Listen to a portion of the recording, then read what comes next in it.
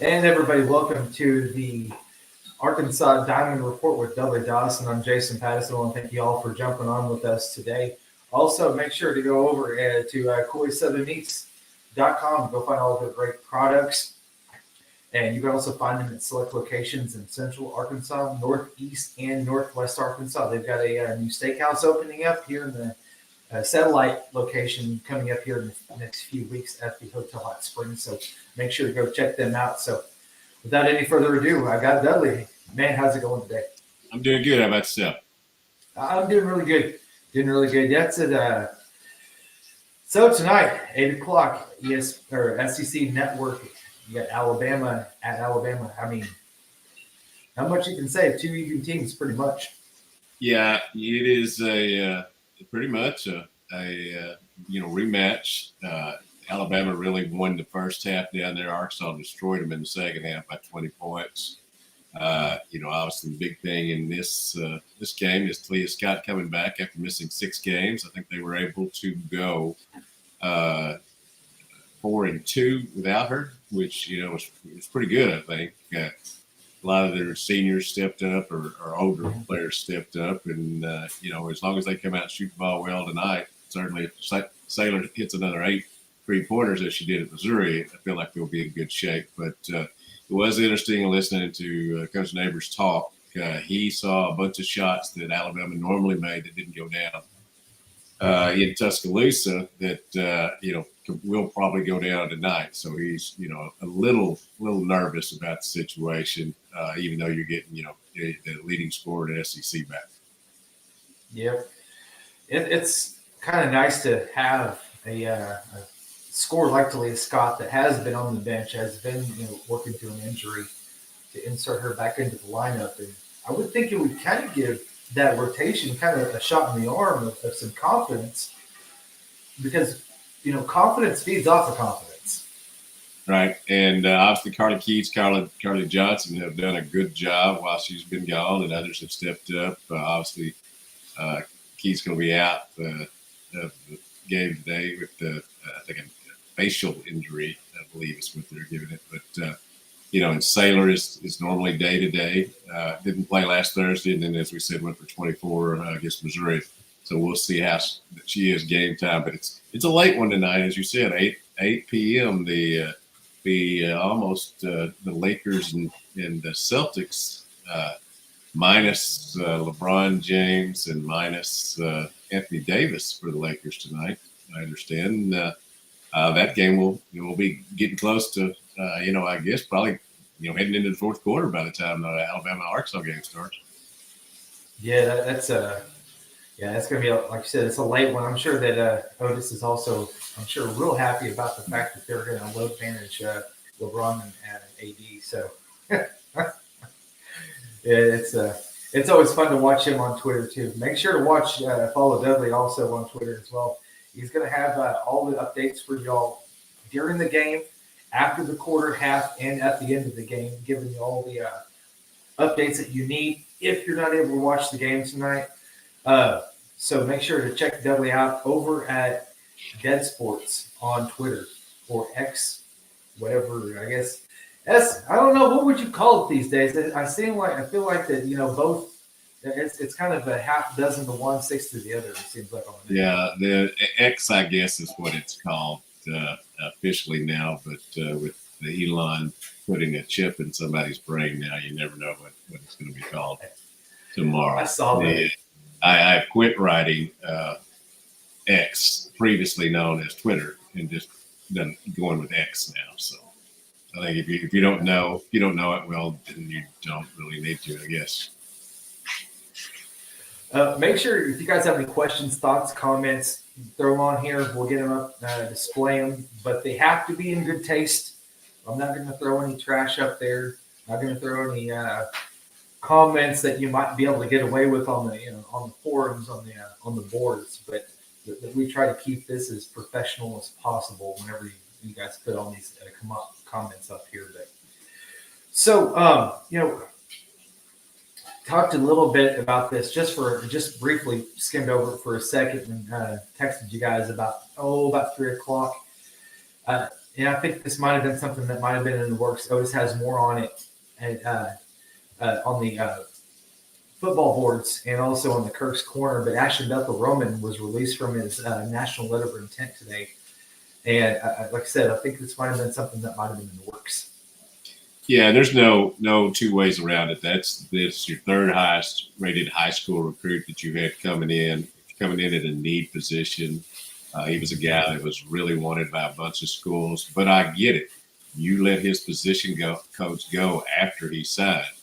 And so that was a situation that I think it's only fair to allow him to make whatever decision he wants to, after that. It would have been great to have him here. I think probably, I would have to think they'll go out and get another wide receiver during the current portal openings, which have to do with coaches coaches leaving their schools and shifting around. So there's some out there right now, and obviously after spring practice there'll be another bunch that will jump in, and you can hopefully get a wide receiver to kind of make up the loss of the young man.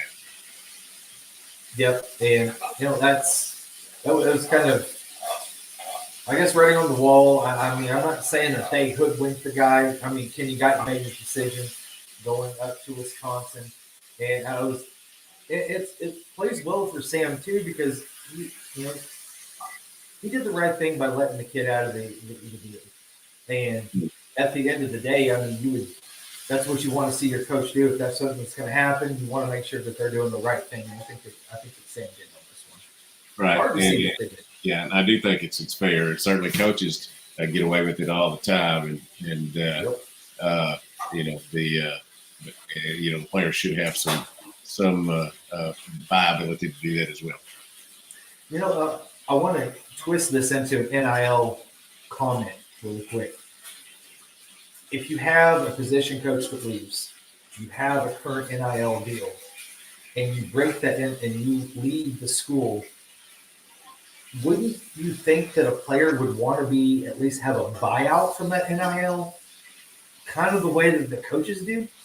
Yeah, that's something I guess that will be, kind of come into the mix, doing one of those things that, the viability of the transfer that I was talking about, and you've got NIL things on the line. And I know that obviously during his recruitment, he went to Texas A&M there late after he committed to Arkansas, and there was some movement there NIL wise. I think and Arkansas was able to get more back in there, but this seems like a position coach decision more than anything else. Yeah. So they had a couple of games over the weekend at Baum, and that was, from what I could tell, it was a pretty festive scrimmage. You had some great weather also. You weren't out there freezing your tail off. Yeah, and it was great weather. I'm under no qualms that it's going to be cold when February 16th, 3 p.m. rolls around, when they open a 4-game series with James Madison. And I know it's going to be warm next Thursday when the Arkansas softball team opens against Marshall down in Boca Raton, Florida. That's smart. They go to Florida, go to Arizona those first 2 weeks. And I'm sure they'll find some nice weather. And both those teams, I guess it's on one of only 3 programs that is in the top 10 in the polls in both baseball and softball. Arkansas being the school, obviously. So that's pretty impressive. Yeah, and that's one of the things that you really kind of hope that you don't have really kind of a clunker to start the season. I know that Dave is not anticipating it to happen. I know fans are hoping it doesn't happen because, no, don't get me wrong, basketball season, it's not been what everybody expected. They had a great showing last night in Missouri. But as an overall feel, I think for myself personally also, I think folks are ready to get out of the house, bust out. I know that we're kind of willing spring on because, I mean, as you know, today was Groundhog Day. I don't put much stock into it, but today was Groundhog Day. And Punxsutawney Phil, did he see his shadow? I didn't see it.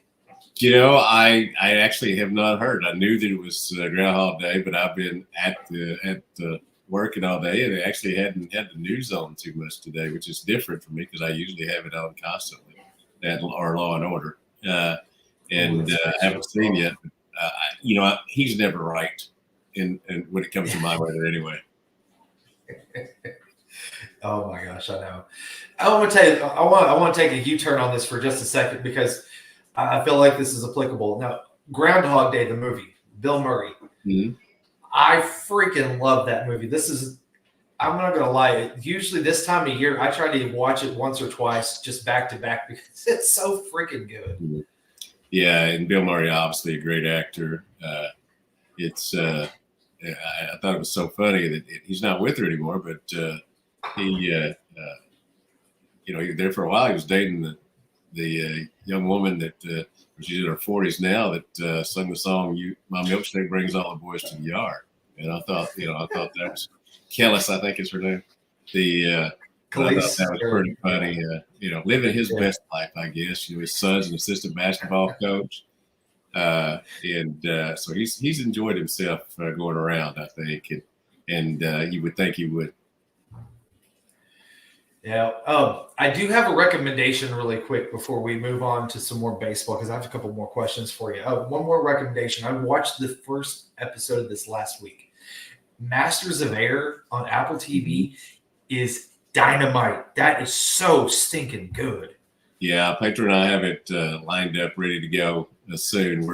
We've been watching a bunch. Your wife's waving in the background. Wave back. Having my kiddo. We can see you in the screen. We've been watching a lot of Harlan Coben series on Netflix right now. I think he's got 13 or so out, and she's watched more than I have, but I've watched, I think, 3 with her, and they're all very suspense filled and keep us guessing till the end. That's what I really like. If I can figure it out early on, it's not going to be as good, but he has so many layers. But those, I certainly give the nod to those if people are looking for something to watch on Netflix. Yep. Yeah, I'm looking forward to checking that one out too because I've seen some commercials for it and it looked really, really good. I can't wait to see that one. So turning focus back to baseball for a little bit. It was the last day, and I was really kind of wanting to see what Ben Bybee was going to be able to bring to the mound.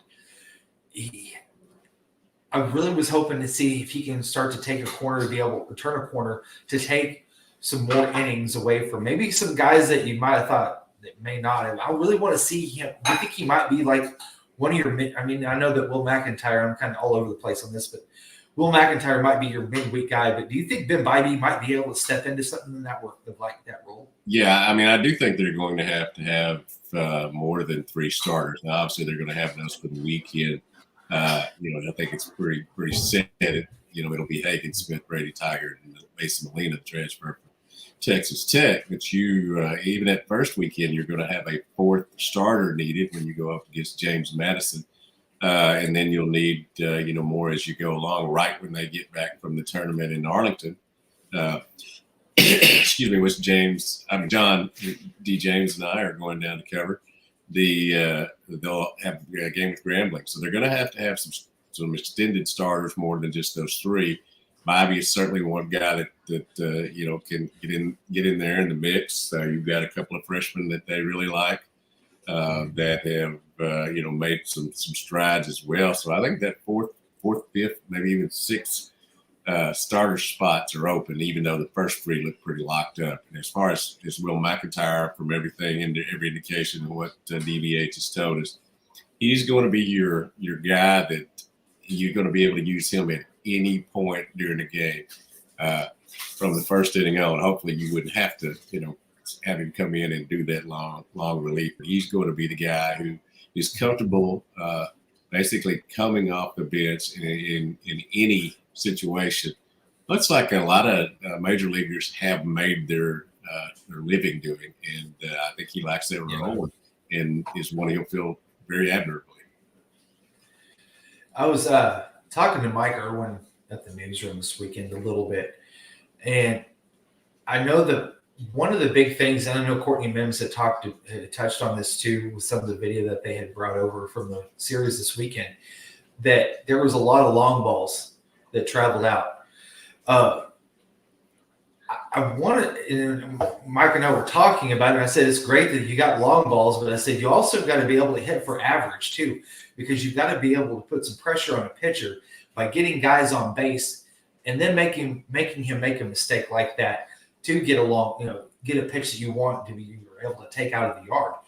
I know the pitch has been it's been really good here over these last few scrimmages. But is it something that Dave might want to see more from them in these scrimmages leading up to the start of the season? Being able to hit for more for average than for power? Yeah, I think in the 3 scrimmages so far, there's, I think, 8 hits has been the most from any one team. There was a day when both teams had 3 hits each. They ended up scoring 8 runs that day because of a couple of some walks and an error that allowed a couple of runs to score. But I think for the most part, it's been the guys that you expect to be really good pitching have done a really good job. And then the batters have gotten to them at the, more toward the end of the scrimmages. Although Kendall Diggs, his first 2 swings in the first scrimmage they had, both left the park. Took one off of Hagan. And so, I think they're legitimately a top 5 team. That's where all the 4 polls that are out right now have them ranked either 2nd, 3rd, or 4th, with Perfect Game being the highest at number 2, and the National Collegiate Baseball Writers being the lowest at number 4. At the catch, you got with the catcher position, you've got 4 guys back there. We've kind of talked about it a little bit. Has Dave talked about a possible scenario where he may just trim it down to 2 catchers that he's going to use, or is he going to keep going back and forth and seeing which guy's hot that might be able to take the job defensively? Because it seems like all the guys have got some offensive pop. Yeah, Hudson White and the Ryder Helfrich would be my guess from watching them scrimmage and how he's had them behind the plate. Are probably the 2 that's going to get the most backstop time there. Hudson Polk hit a big home run the other day. Parker Rowland, had a great fall. He's not as hasn't started off the spring or whatever we're calling this preseason, as fast yet. But Helfrich is the guy that Coach Van Horn compared him the other day to James McCann, the best catcher he's had since then. He thinks he'll be better offensively than James was.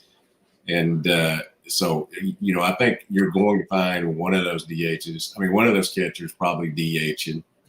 They're doing their best, it seems to me, to get Jason Jones in left field, try to get his bat in the lineup, get going, because you'll have Peyton Holt at 3rd, and Peyton Stovall at 2nd, and definitely Wahawa Aloy at shortstop. Love that name, man. Yeah, and love that name.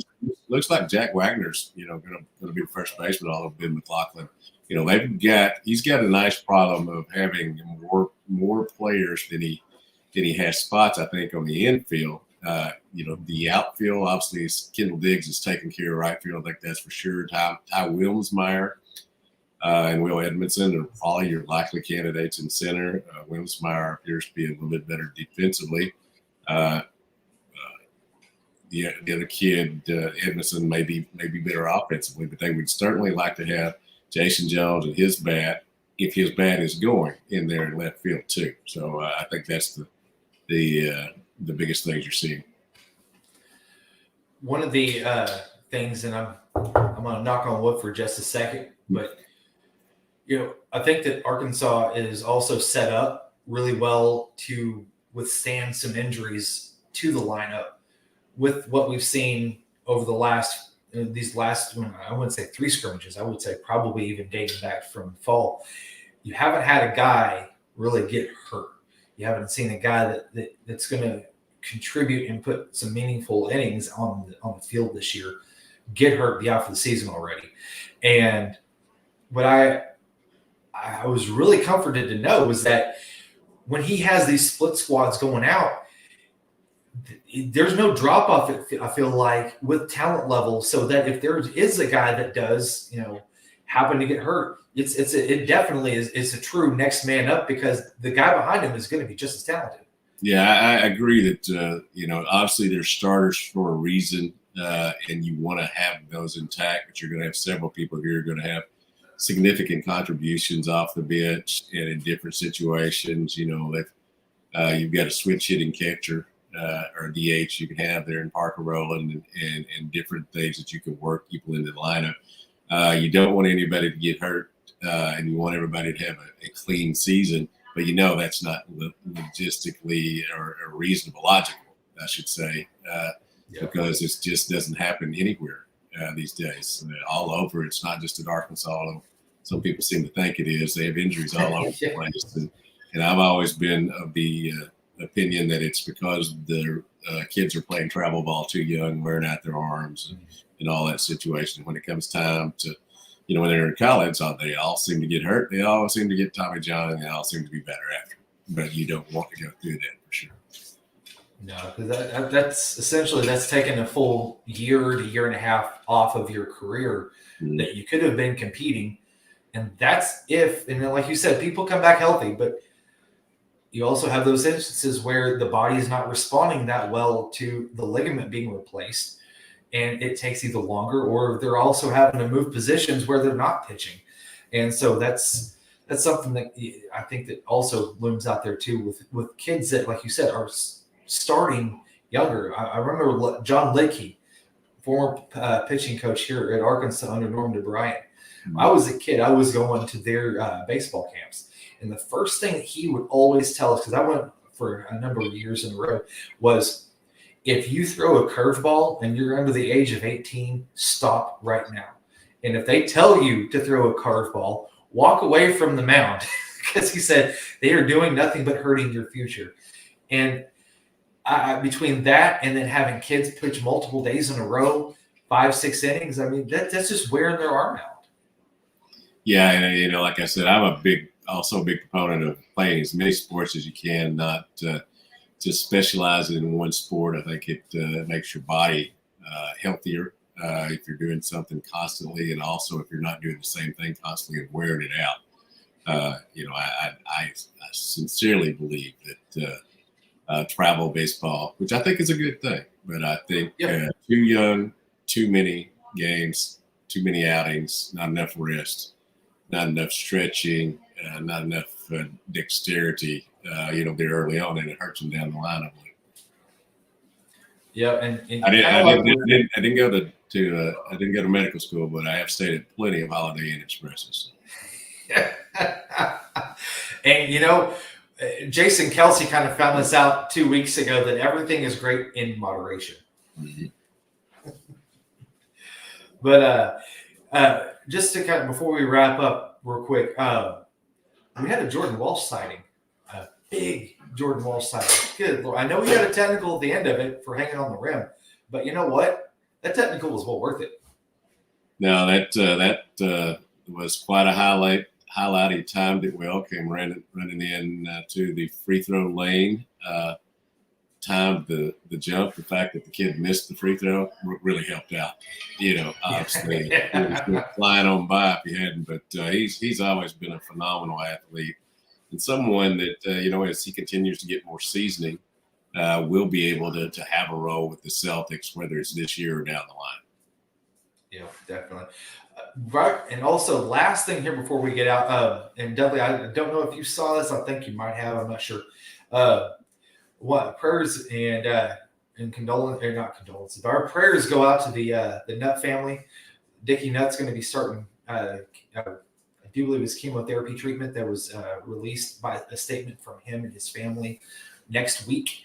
And I'm not sure if he was on the sidelines for the Arkansas-Missouri game last night, but he did come out with a statement saying that he will be starting treatment this week. And our thoughts and prayers do go out to him and his family as well. Yeah, and it's a great family. There's some consternation at the end of Houston's tenure here, obviously.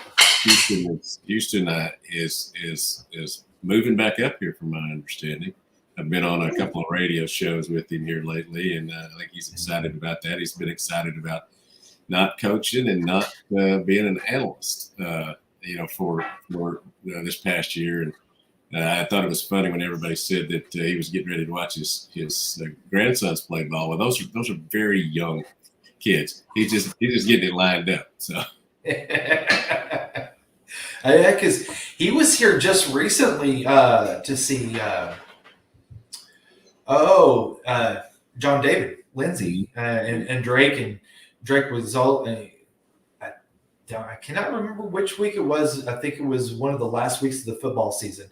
But he was up here to see Drake play. And yeah, he also. You had three coaches or former. 3 current head coaches or 3 former head coaches that were in the building at Memorial Stadium to watch the Fayetteville win the state championship game. You had Sam Pittman, Houston Nutt, and Bobby Petrino, all 3 former head coaches, current head coaches there. So that was pretty cool. Also, I did notice that the Arkansas staff, and I know this is going to finally make a lot of people happy, and y'all get off of Otis's rear about this, but Arkansas coaching staff was down a week or 2 ago. So they're making sure that their presence is known with Kane, and I know that he knows this, but I know that there's some folks that have been really getting on Otis here lately about that because it wasn't really widely publicized, but the staff was down there to see Kane himself.